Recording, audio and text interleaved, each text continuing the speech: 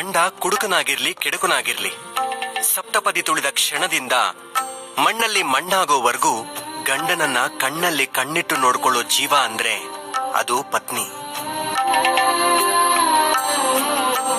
ಪತಿಯೇ ಪರದೈವ ಅನ್ನೋ ಧರ್ಮವಾಕ್ಯ ಬರೀ ಪತ್ನಿಗೆ ಅನ್ವಯಿಸೋದಿಲ್ಲ, ಪತಿಗೂ ಅನ್ವಯಿಸುತ್ತೆ.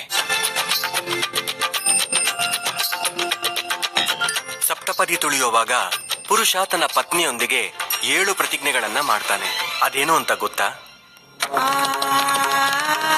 ಮೊದಲ ಹೆಜ್ಜೆಯ ಪ್ರತಿಜ್ಞೆ ಆಹಾರ ಮತ್ತು ಜೀವನೋಪಾಯದಲ್ಲಿ ಪರಸ್ಪರ ಸಹಕಾರ.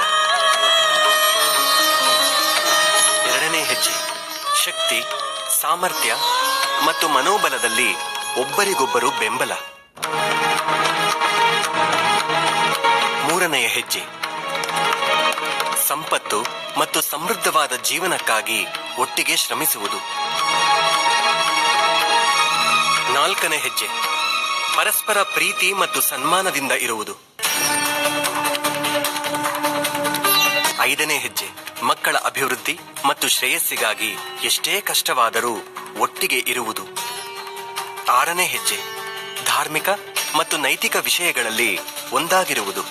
ಏಳನೆಯ ಹೆಜ್ಜೆ ಕೊನೆಯವರೆಗೂ ಪರಸ್ಪರ ಸ್ನೇಹ, ನಂಬಿಕೆ ಮತ್ತು ನಿಷ್ಠೆಯಿಂದ ಇರುವುದು. ಈ ಪ್ರತಿಜ್ಞೆಗಳನ್ನ ಮಾಡಿದ ಮೇಲೂ ಈ ರೀತಿ ಪತ್ನಿಯನ್ನ ಪೀಡಿಸಿದ್ರೆ ಮದುವೆ ಅನ್ನೋದು ಕೇವಲ ಶಬ್ದವಾಗುತ್ತದೆ, ಅದೆಂದಿಗೂ ಸಂಸಾರ ಆಗೋದಿಲ್ಲ.